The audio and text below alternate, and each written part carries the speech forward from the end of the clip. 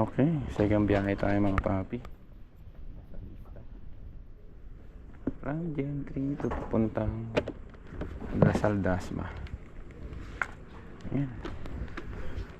At pumasok na ulit si ma'am. Mukhang may nalimutan.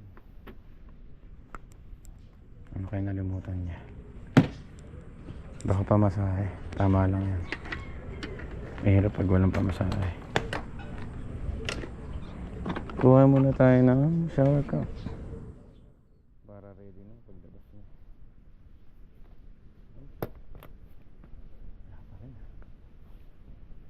Mukhang nalimutan mag-almusal. Nag-almusal ka yata. Joke. Ayun. Sweater.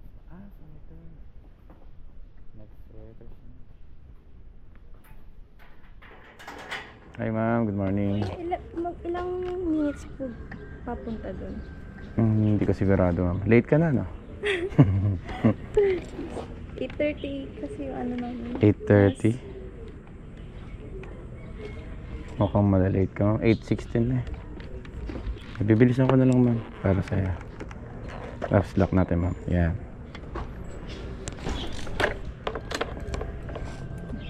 Okay.